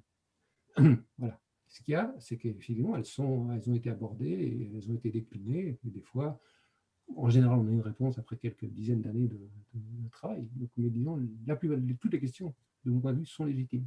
Hein. Et voilà, il faut juste prendre le temps de décliner. Et puis la réponse, elle n'est pas toujours fermée, au sens, elle n'est pas toujours complète, elle n'est pas toujours arrêtée, mais on connaît quand même beaucoup de choses. Et c'est ce que je disais tout à l'heure aussi sur le risque. Hein. Ça, c'est des choses où, de fait, les gens... on peut prendre l'exemple caricatural. Quand on traverse, en général, on regarde à gauche et à droite. On n'est pas sûr, même si on n'est pas sûr qu'il y ait une voiture, on ne traverse pas en fermant les yeux. On apprend ça depuis tout petit. C'est une politique de risque. Hein. C'est juste, on pourrait fermer les yeux et traverser et ne pas se faire écraser. Ça arrive. Mais il y a un risque important. Une question cette fois-ci axée sur les connaissances liées au changement climatique. N'ont-elles vocation qu'à être intégrées en cours de physique, physique-chimie? Peut-être axer la réponse sur les cursus ingénieurs en particulier, et donc de formation en école d'ingénieur. Alors, moi, je suis très, très biaisé parce que je connais, donc effectivement, je suis plus orienté physique, chimie, etc. Mais la question, c'est si, justement, ce que j'ai essayé de voir aussi, c'est que, voilà, à mon avis, il y a une gestion du risque qui est pas purement, qui est science de l'ingénieur, je crois, qui n'est pas que la physique-chimie. Il y a après, justement, qu'est-ce qu'on fait? Oui, c'est lié à ça. Qu'est-ce qu'on fait dans la mesure où on ne connaît pas tout, hein, voilà, comment on se positionne par rapport à ça, à la fois en termes il y a la question de l'adaptation, il y a aussi la question de la prévention. L'adaptation, c'est ce que je disais tout à l'heure, le climat va changer et comment on s'y adapte. Et si on ne s'y adapte pas, boum, il y a des fois où la punition est sévère. En termes de ceux qui veulent travailler plutôt dans l'atténuation, c'est-à-dire faire en sorte que les émissions, que leur système de production n'émette pas trop de gaz à effet de serre, en tous les cas, n'ait pas d'effet important. Il y a toute une logique à mettre en place qui existe, hein, mais qui nécessite voilà, d'avoir des compétences, ce que j'ai parlé tout à l'heure sur le forçage radiatif, etc., mais l'intégrer dans une vision complètement globale. Donc, oui, je pense qu'il y a. Moi, c'est très complet, trop peut-être. Mais du coup, moi, je vais dire les choses différemment. Je ne vois pas beaucoup de domaines disciplinaires qui n'aient pas une projection, j'allais dire, qui ne puisse pas se décliner vis-à-vis d'un des aspects du changement climatique. Après, c'est peut-être pas le central, mais disons, j'ai l'impression qu'il y a quand même beaucoup de choses, des questions d'anticipation, de rapport sciences-société. Alors, même en sciences humaines, hein, il y a énormément de choses. On travaille beaucoup, alors ça, je ne suis pas compétent, mais on travaille beaucoup avec des gens de sciences humaines sur ces questions-là. Une autre question, peut-être qui peut paraître assez simple, mais qui finalement, on n'a pas souvent la réponse. On parle rarement de l'évolution du climat au-delà de 2100. Les projections s'arrêtent souvent à 2100. Alors pourquoi et qu'est-ce qu'on peut dire des projections qui iraient au-delà? Est-ce qu'il y en a d'ailleurs? Oui, alors il y a des projections qui vont au-delà. C'est vrai que pour typiquement, nous, même dans le précédent rapport, on allait à 2300 et là, il y a aussi 2500. C'est vrai qu'on n'allait pas beaucoup au-delà. Alors, il y a une vraie difficulté, c'est que quand vous voulez faire un climat, simuler un climat sur 500 ans ou 1000 ans, déjà, on fait toujours, il faut au moins que vous ayez un climat stable. Hein. On travaille en perturbation. Si on veut montrer que le climat varie, il faut déjà montrer que s'il ne se passe rien, il ne varie pas. Donc, c'est-à-dire que vous devez avoir un modèle qui est capable de simuler un climat stable sur 1000, 2000, 3000 ans. Donc ça, c'est des choses, et puis il faut pouvoir être capable de le faire tourner. On s'en sert les ressources calcul.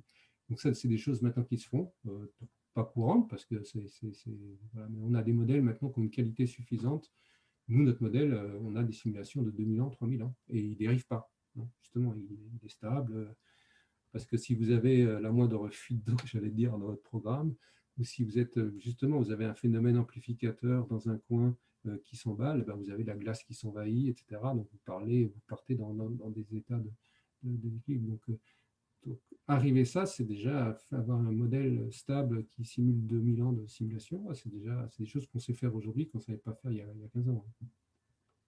Donc oui, les projections. D'ailleurs, dans le prochain rapport, mais je ne veux pas montrer les courbes, mais il y en aura un certain nombre.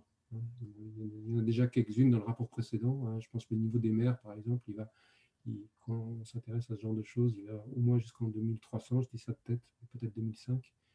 Et dans le rapport prochain, il y a beaucoup de simulations sont faites sur 100 ans, à nouveau, mais il y a quelques simulations qui sont faites sur les premières périodes. Alors deux questions peut-être pour finir. La première, tout à l'heure, tu as parlé de l'organisation, enfin de la structuration du GIEC, comment il fonctionnait. Une question sur donc le GIEC, depuis sa création, a pour mission de réfléchir dans le cadre de la croissance économique. Est-ce que déjà cela est juste? Et si c'est juste, est-ce que ça bride une partie des conclusions qui sont dans le rapport? Je pense qu'il y a l'aspect, mais c'est pas lié au GIEC, c'est lié au protocole de Rio, je pense, où il y a la notion de développement et pas de croissance, qui n'est pas tout à fait pareil. Et il faut que ce soit un développement, mais il y a aussi la notion, je pense, d'équité aussi, ou des choses comme ça. Donc, je n'en jurerai pas. Hein. Après, ce qu'il faut voir, c'est que le GIEC, le rapport du GIEC, de ce point de vue-là, un GIEC, c'est complètement intergouvernemental. Donc, c'est les États qui passent commande des rapports. Donc, de ce point de vue-là, le contenu du rapport, lui, il est piloté, il faut être clair, par les États. Et je ne sais plus si je l'ai dit tout à l'heure ou pas, mais par exemple, jusqu'au 4e rapport, les scénarios n'incluaient pas, ça c'était demande des gouvernements, il fallait qu'on considère que des scénarios dans lesquels il n'y ait pas de politique énergétique, politique climatique, excusez-moi. D'accord ? C'est-à-dire que les scénarios, parce que pourquoi à l'époque c'était d'estimer quels sont les risques que si on ne prend pas d'action spécifique sur le climat, il y a un changement climatique important. Donc, effectivement, il fallait qu'on considère, que le GIEC considère des scénarios dans lesquels il n'y a pas de politique climatique. Alors, ça a changé, notamment avec la pression de l'Europe à partir du 5e rapport, et puis maintenant le 6e, etc. Donc, voilà, ça c'est un exemple, effectivement. Il y a considéré le géo-ingénierie, comme on a été mentionné, etc. Beaucoup de scientifiques du climat étaient extrêmement réticents, parce que, pour plein de différentes raisons. Et voilà, ça c'était un peu une commande explicite de dire inclure, dont voilà, de prendre en considération, c'est-à-dire, c'est pas nous, à nouveau, hein, c'est pas notre travail c'est d'évaluer les choses qui incluent des travaux scientifiques qui traitent aussi du géo-ingénierie. Donc les sujets qu'on traite sont effectivement, quand il y a une commande du rapport du GIEC, en fait, le bureau du GIEC fait une proposition aux États en disant de plan, schématiquement. Après, ça s'arrête là. Hein. Le contenu, c'est pas. Mais par contre, les plans avec les thèmes à aborder relèvent de la des commandes gouvernementales. Ça, oui. Est-ce que tu pourrais nous parler de la notion de budget carbone restant pour rester sous les 1,5 degré ou sous les 2 degrés? Oui. Alors, il y a quelque chose qui est maintenant assez bien établi, c'est que, disons, à l'horizon de 100 ans ou 200 ans, disons, le réchauffement du climat est directement proportionnel à la quantité de CO2 émis, de gaz à effet de serre émis, mais essentiellement du CO2 parce que c'est lui qui a la durée de vie la plus longue. Donc ça, c'est une relation qui est très forte, à nouveau avec une incertitude, etc. Mais on sait que si on émet plus, on va chauffer plus de carbone. Donc du coup, si on se donne une cible en température, ça se traduit par une cible en termes de quantité de CO2 qu'on peut émettre. À nouveau avec une barre d'incertitude. Et du coup, comme on sait ce qu'on a déjà émis, eh ben, la différence entre la cible et ce qu'on a déjà émis, ben, ça donne ce qu'on peut encore émettre. Voilà. Donc ça, c'est très, très schématiquement, c'est vraiment comme ça que ça marche. Et donc après, eh ben, le timing, il compte, mais c'est vraiment du deuxième ordre. C'est vraiment au premier ordre. Et ça, c'est vrai que c'est quelque chose un message très important que non, je n'ai pas montré la figure. C'est que le réchauffement à l'échelle de 150 ans dépend vraiment au premier ordre de la quantité totale de CO2. C'est vraiment la relation est extrêmement forte et il y a des bonnes raisons scientifiques derrière pour que ça soit le cas. Donc voilà, si on veut se limiter à une température, il faut se limiter à une quantité totale de CO2 et donc, comme on sait ce qu'on a déjà émis, il reste un potentiel d'émission. On a aussi une question, justement, ça rebondit un petit peu sur ce que tu dis, sur le positionnement que les climatologues peuvent avoir par rapport, justement, est-ce que vous considérez qu'il y a des véritables politiques climatiques aujourd'hui? Est-ce qu'elles sont suffisantes? Pourquoi est-ce qu'il y a peu de climatologues qui parlent de décroissance, si c'est peut-être une solution? Ça, c'est du coup, comment on se positionne ou pas dans l'arène politique. C'est ça un peu la question. Parce que je crois qu'il y a pas mal de climatologues qui, en tous les cas, vis-à-vis des émissions de carbone sont très claires, hein, la limitation. Après, j'ai dire la traduction politique, moi je connais des gens, c'est très variable. On a toute une variété je pense que des gens à titre individuel se positionnent très clairement sur ces questions-là, de décroissance ou autre. Après, il y a toute une variété très, très forte. Je ne sais pas si c'est... Dans le début de ta question, j'ai oublié, excuse-moi. Non, c'était le positionnement que vous, climatologue, vous pourriez avoir par rapport à la décroissance ou aux politiques actuelles qui sont menées soit au niveau international, soit au niveau national. Est-ce que vous pensez qu'elles sont suffisantes? Est-ce que vous pensez que vous devez finalement vous impliquer en politique? Il y a aussi cette question finalement. Oui, alors ça, c'est en termes de communauté, je ne crois pas qu'il y ait de positionnement, et je pense que Ouais. voilà, on n'a pas forcément envie parce que disons, c'est assez. Ouais, ouais. J'allais dire, en tant que communauté, on a déjà les problèmes de climat à régler, au sens où. Non, mais je vais dire au sens où c'est important, et moi, je sais que volontairement, quand je parle de climat, je ne parle pas de ces choses-là, volontairement. Pourquoi? Parce que.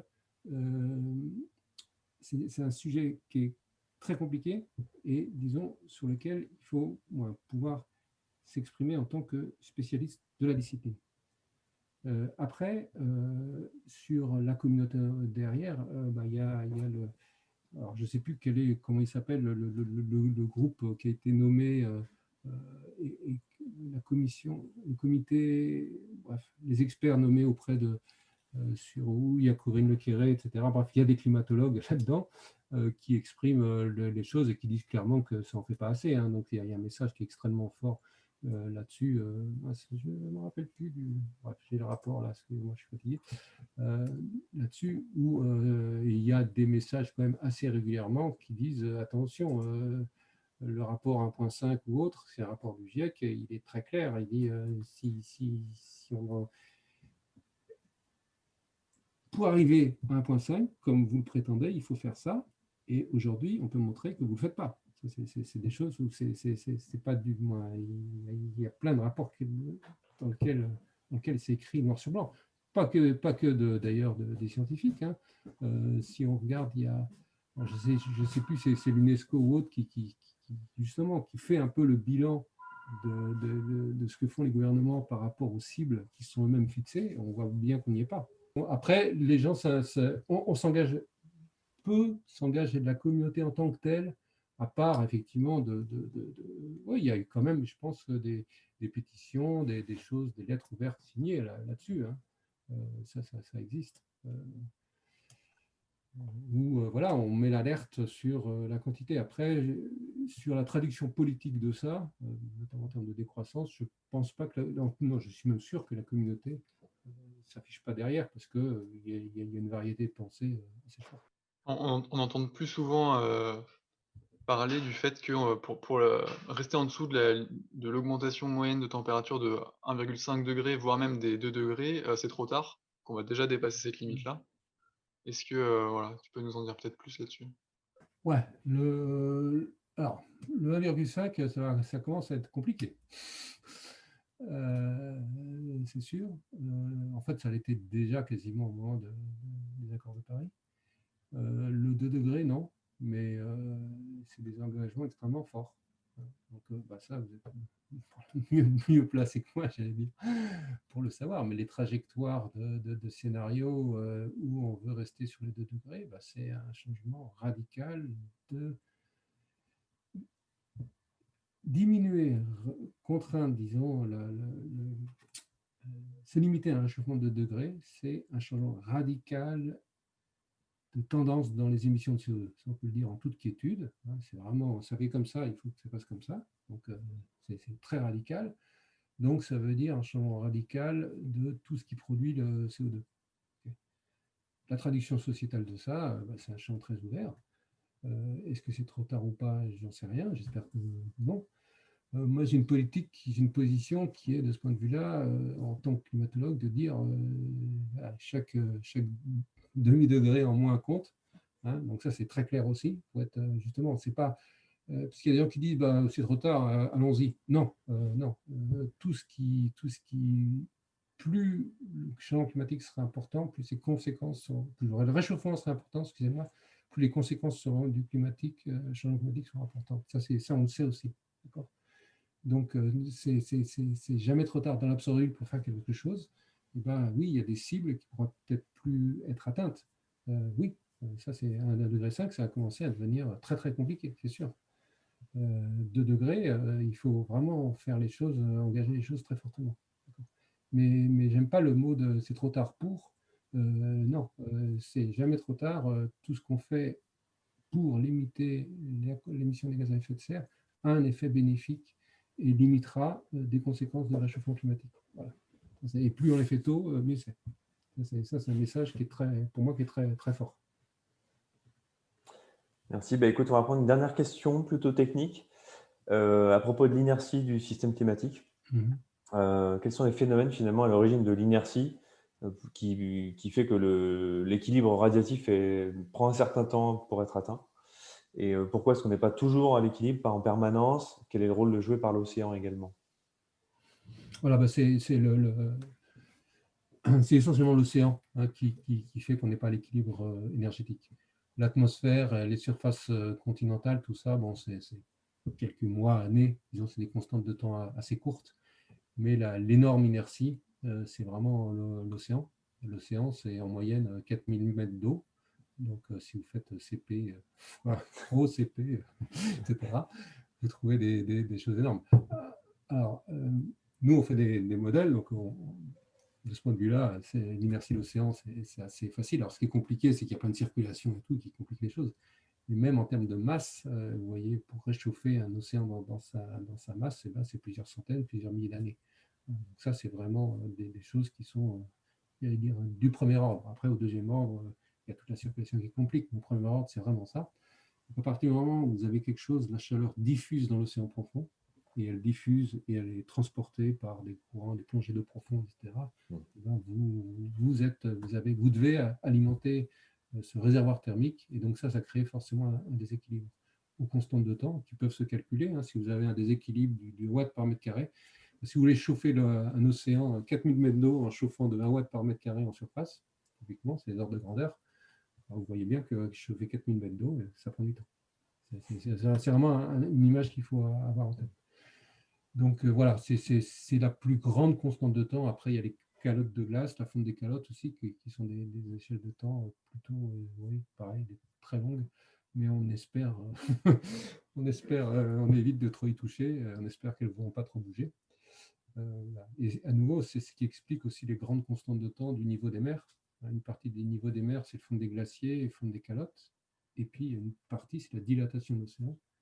Et ça, c'est une très grosse constante de temps parce que voilà, il faut que l'océan, la chaleur pénètre. Et bon, la dilatation, c'est pas du premier ordre. Puis il y a des non-linéarités. Bref, et ce réchauffement de la masse de l'océan entraîne sur les grandes constantes de temps, même si les calottes ne bougent pas, ce qui n'est pas évident, une grande constante de temps dans le niveau des mers. Merci beaucoup. Je pense qu'il est temps de conclure notre conférence. Déjà, merci beaucoup Jean-Louis pour ton aide. Je pense que ça va être apprécié, ça l'est déjà en tout cas de notre part. Voilà, je pense qu'on a surtout fait un focus sur les connaissances qui peuvent être intégrables certainement dans certains cours. Alors peut-être des cours dédiés, peut-être des cours de physique, chimie, mathématiques, statistiques, des fresques du climat ou d'autres dispositifs en tout cas. Enfin, on a commencé à voir le potentiel du sujet. Merci pour la réponse à toutes les questions et désolé pour toutes celles qu'on n'a pas pu prendre. Il y en avait quand même pas mal. Je pense qu'on a répondu à une majorité, même si on est loin du compte. Et je vous souhaite à tous une bonne soirée et à bientôt pour la prochaine audition.